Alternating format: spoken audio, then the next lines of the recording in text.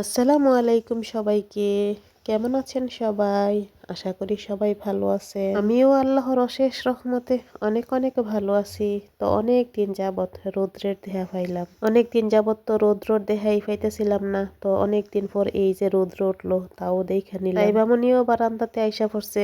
ভাবতেছি উনাদেরকে 2 দিন পর আজকে গোসল করামো। উনি এদিকে একটা মজা নিয়ে আইছে আর উনার ভাই এই যে একটা হাবলা দিছে, সাথে সাথে উনার কান্না শুরু হয়ে গেল। তো উনারে কইতাছি আইও জায়গা, তোমার ভাইজান কি মাছ আনছে বাজার থেকে দেখে নেই আমরা। তো চলেন আপনার সাথেও শেয়ার করি। বইলা যা দেই তাই বাজার থেকে নিয়ে আয়, এর বিপরীতে কোনো কিছুই আনে না। আমি বইলা দিছিলাম যে আজকে ঝাটকা মাছ নিয়ে আইবি, একটু বড় সাইজের মাছগুলা নিয়ে আইবি, কিন্তু মাছগুলা বেশি একটা বড় না, ছোট ছোট। আর এদিক দিয়া নিয়ে আইছে শিং মাছ। ওনারে বলছিলাম ছোট যে কোনো এক জাতের মাছ নিয়ে আইতো টক রান্না করার লাগি। তো উনি এই যে 2 রকমের মিশালির মাছ নিয়ে আইছে আর কি। আর টক রান্না করার লাগি টমেটো নিয়ে আইছে, ধনিয়ার পাতা ছিল, টমেটো ছিল, তারপরও টমেটো নিয়ে আইছে। যা যা আনলো তা তো শেয়ারই করলাম। এবার অফ ক্যামেরার মধ্যে মাছগুলা কাটমো আর কি। আর এর আগে ওনারা কোয়া শুরু করলো ওই যে খিরা যে আনছে, খিরা চুলাই দেওয়ার লাগি। তো আমিও কিন্তু এই দিক দিয়ে এই যে ধুইয়া নিলাম, এখন চুলানো শুরু করলাম। রৌদ্র ওঠে না দেখা এই যে খিরাও খাওয়া হয় না। তো শশা তো সবসময়ই খাই, খিরার সিজন তো এই যে শীতের সময়। ভাবলাম যাক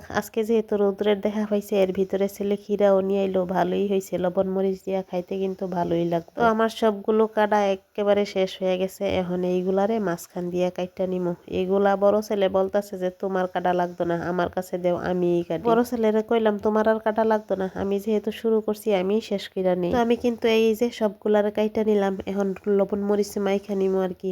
আর লবণ মরিচ আর ধনিয়ার পাতা দিয়া মাইখা খাইলে কিন্তু অনেকটা ভালো লাগে, কিন্তু সময়ের অভাবে আমি আর ধনিয়ার পাতা দিয়া মাখবো না। এই যে শর্টকাট ভাবেই তাদেরকে রেডি কইরা দিলাম। ওই যে মাছ আনছে, মাছ কিন্তু আমার একা একাই কাটা লাগবো। তো ফাইনালি ঘন্টা খানেক পর এই যে মাছগুলারে কাইটা রেডি কইরা দুইয়া টুইয়া একেবারে নিয়ে আইলাম। আমি কিন্তু মাছ বেশি একটা কাটতে পারি না। এই যে মাছগুলারে কাটলাম কতক্ষণ সময় নিয়ে, মাছ কাটতে কাটতে দুপুরের আজানও দিয়া লাইছে। বাবা যাই কোন তো। ক্যামেরার ভিতরে কিন্তু আবার আমি কাপড়ও ভিজাই দিয়েছি। ওই যে উনাদেরকে খিরা দিলাম চুলাইয়া, তার সাথে সাথেই ভাবলাম যে অনেকদিন পর যেহেতু রৌদ্র উঠছে তো কি করা যায়। ওই যে কাপড়গুলা যে জমানো আছে ওই কাপড়গুলারে আগে ধুইয়া নেই না, কাপড়গুলারে ভিজাই নেই, তারপর মাছ কাটমো, তারপর কাপড়গুলারে ধুমো। তো আমার কিন্তু মাছ কাটাই দিক দিয়া শেষ। আর এখন রান্না যেহেতু করবো না, এর জন্য ভাবলাম যে মাছগুলারে আগে ফ্রিজে রাইখা দিই, কারণ এতক্ষণ সময় মাছগুলা নিচে থাকলে একটু নষ্ট হয়ে যাইতো না। জন্য বক্সে বক্সে এই যে 2 বক্সে 3 রকমের মাছ রাইখা দিলাম। রাইখা এখন ফ্রিজে রাইখা দিমু, থাক এখন কিছুক্ষণ। চলেন এবার অন্য দিকের কাজে যাওয়া যাক। ওই যে কাপড় ভিজাই নিলাম, এই কাজও তো আমারই করা লাগবে। একা ঘরে একজন গৃহিণীর কত যে কাজ, আহা বেটা মানুষ যদি বুঝতো তাইলে মনে হয় না কোনো সময় কইতো যে বাসায় তুমি একা সারাদিন কি করো, তোমার কি বাসার মধ্যে সারাদিন কোনো কাজ আছে? তুমি তো যা কয়েকটা রান্না করো, খাওয়া দাওয়া করো, আর এতটুকি, আর কি কাজ করো? ঘরের কাজ করো। ঘরের কাজের মধ্যে যে কতটুক সময় এই হয়, আর ওইটা যদি ওনারা বুঝতো যে ঘড়ির সময় কিন্তু দইরাই রাখা যায় না, কাজ করতে করতে দিক দিয়া যে সময়টা চইলা যায় দইরা মনে করেন বোঝাই যায় না। এই যে কাপড় ধুইতে ধুইতে আমার প্রায় বাইজা গেছে 2টা। বড় ছেলে গোসলখানার থেকে কাপড় গুলারে নিয়ে আইছে, বলছিল যে দেও আমার কাছে আমি নাইরা দিয়াই, অনেকটা লেট যেহেতু হয়ে গেছে। পরে ওনারে বললাম তোমার নেওয়া লাগতো না, তুমি কাপড় নাড়তে পারতাও না, দেও আমার কাছে, আমি এই কাপড় গুলারে নাইরা দিয়ামো। আইসা পড়লাম ওই যে ছাদের মধ্যে, এখন একটা একটা করে কাপড় নাড়তেছি। আর আজকে রৌদ্রটা কিন্তু অনেকটাই ভালো উঠছে দেখছেন। মাথার মধ্যে অনেক টেনশন ছিল যে কাপড় গুলা কেমনে ধুমু, রৌদ্র না উঠলে তো ধোয়াও যাইতো না, শুকাইতো না। অবশেষে মাথার টেনশনও দূর হইলো, কাপড় গুলারে ধুইয়াও নিলাম।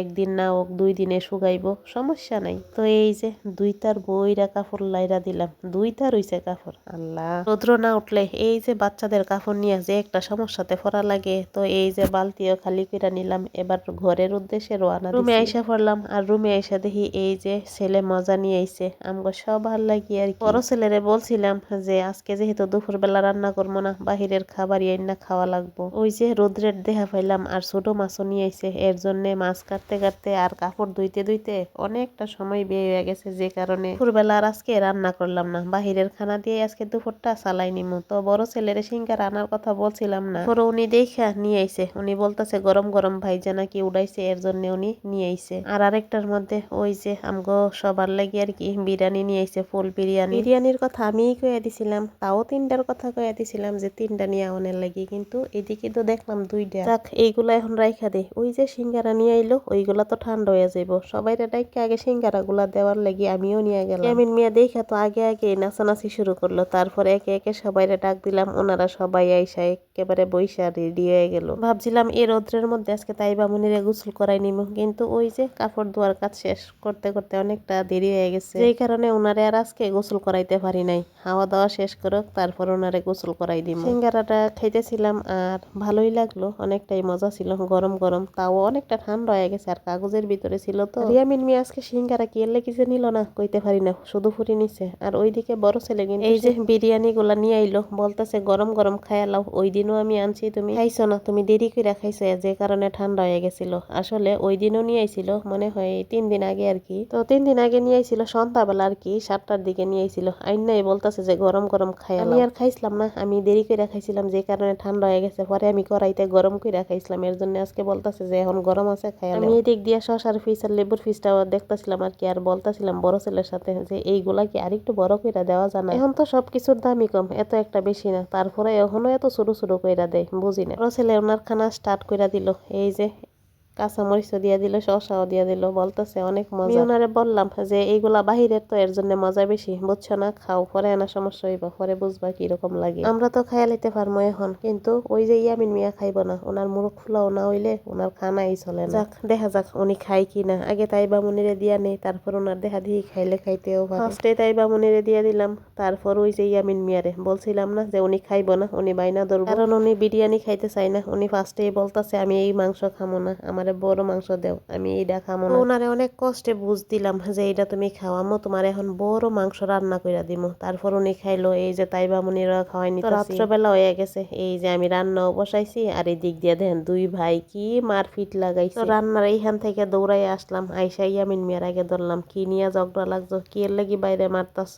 পরে 2জনরে 2 দিকে ঠেলাদা দিলাম, কিন্তু আমার বড় ছেলে একটু দুষ্টু বেশি। উনি করে কি তা, ওনারে ছোট ভাইরে মারে না, কিন্তু ওনার ছোট ভাইরে একটু রাগানের লাগে, এই যে একটু থারফা দিব, একটু চিমড়ি দিব, একটু ঠেলা দিব, যেই কারণে ইয়ামিন মিয়া রাইগা গিয়া উনারে দেখেন কিভাবে এই যে আরো ধরুম ওনার উপরে বৈশা গেছে। আমিও আইসা পড়লাম, এই যে ভাত বসাই দিয়ে গেছিলাম রাত্রবেলা, দুপুরবেলা তো বিরিয়ানি খেলাম, রাত্রবেলা তো ভাত খাওয়া লাগবে। ভাত কিন্তু হয়ে গেছে, কড়াইও বসাই নিলাম, আর ফ্রিজ থেকে ওই যে ফ্রিজে মাছগুলা লাগছিলাম, ওই মাছগুলারেও নিয়ে আইলাম। এখান থেকে কিছু মাছ ভাজমু আর কিছুটা ফ্রিজে রেখে দিমু, আবার আরেকদিন ভাজা যাইব আর কি। বাহিরে লোক যাইতাছে, যে কারণে কথার আওয়াজ শোনা যায়। যাক কিছু করার নাই, আমি কিন্তু এই যে হলুদ মরিচ দিয়া গায়ে হলুদ করাইয়া মাছ ভাজা শুরু করলাম। আমার কাছে কিন্তু এই ঝাটকা মাছটা এইরকম বেশি করে তেল দিয়া ভাইজা, তারপর শুকনো মরিচের সাথে নিয়ে গরম ভাত নিয়ে সেরা খাইতে কিন্তু বেশ ভালোই লাগে। তার কাছে কি রকম লাগে অবশ্যই কমেন্ট করে বলবেন। তো ভাত রান্না করে এই মাছ ভাজতে ভাজতে বাইজা গেছে 9টা।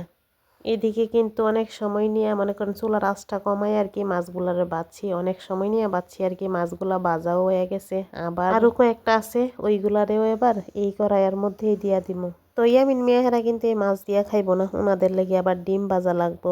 আর আমি আবার ওই যে টমেটো দিয়ে একটু সালাদ কইরা নিমু, এইটা আমার কাছে খাইতে বেশ ভালো লাগে। অফ ক্যামেরার মধ্যে এই যে কাইটটা কুইটটা নিয়েও নিলাম। তো ভাত বাইরা নিতেছি। আমার ভিডিওটা কিরকম লাগছে অবশ্যই কমেন্ট কইরা বলবেন। আর যদি ভালো লাগে একটা লাইক একটা কমেন্ট করবেন, আর সাথে সাথে কিন্তু একটা সাবস্ক্রাইবও কইরা দিবেন। সবকিছু কিন্তু বাইরা নিলাম, আর ভিডিওটা আজকে এতটুকুই। ভালো থাকবেন সবাই, আল্লাহ হাফিজ।